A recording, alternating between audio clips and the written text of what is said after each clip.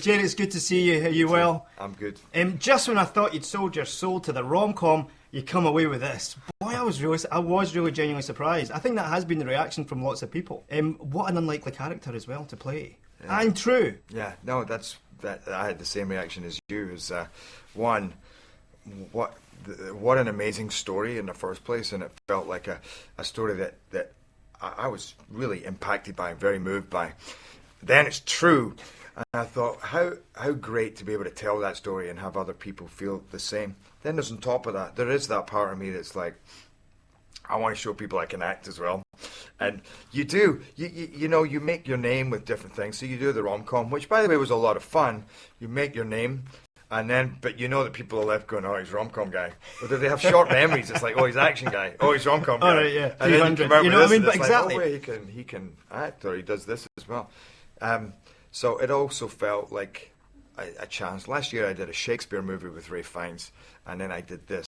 So last year was my movie for going bankrupt, and but maybe going, see, I can do something, you know. Absolutely. You know, he is a real man of contradiction, isn't he? Because his methods are quite unorthodox, to say the least. I mean, how would you describe him? What's he like to meet when you met him as well? Well, before I met him, I'd never heard so many descriptions of a man. Everybody that felt, I have this summation of who Sam Childers is. He's like this. He's like this. So when I met him, I kind of turned up going, who am I going to meet here? And in actual fact, he was very chilled and pulled back, and you know, because he was well aware of all these stories that go on about him. And but I met a man who was incredibly charismatic. What I really loved was the twinkle he had in his eye. A lot of humor. Because, and I think you have to, you know, when you've been through the craziness that he's been through, but there's a strength, and you never know what you're going to get next with him, because there's a violence in him, and then he starts talking about some of the things he's been through, and you experience such humanity.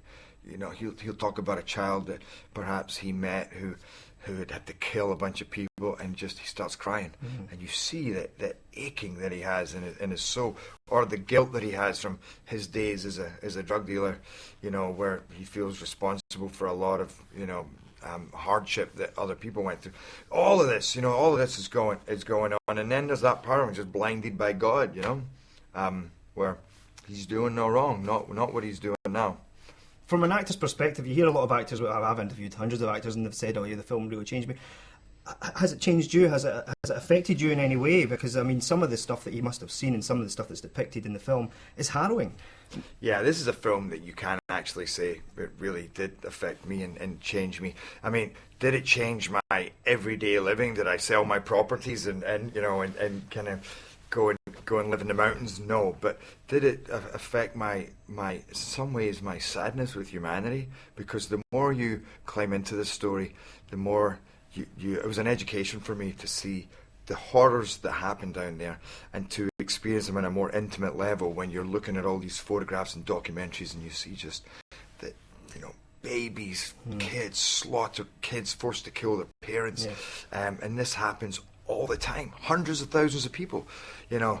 Then on that side of things, you kind of come out of it, you know, a little darkened, but at the same time, then you come across these human characters, you know, who are just this heart, and people who have so much courage and so much compassion that gives you a lot of confidence in mankind as well. So it kind of broadened me both ends of the spectrum, I think. It did a little more, a deeper understanding of life. Now, speaking of good causes, we get to see you doing some football skills just at the end of the filming here. Back in August, you got to do the Legends charity gig at Parkhead. What was it like coming onto the pitch? I mean, as a lifelong fan, a Celtic fan, what was that experience like? I got to tell you, you know, living out in Hollywood, people go, "Oh wow, you know, you're living the life, you know, Hollywood actor and all that." And I have had some amazing things happen to me.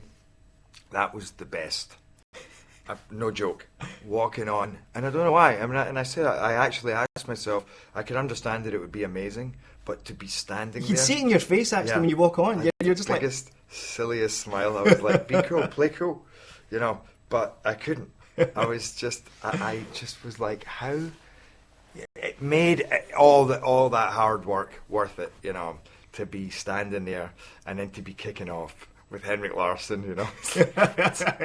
Pinching yourself. Pinching yourself, yeah. There you go. I wasn't doing much else. Jerry, listen, it's always a pleasure to catch up with you. Good luck with the film. Thank you. Great turn as well. Thank you. Cheers, Excellent, man. Good to see you. Cheers.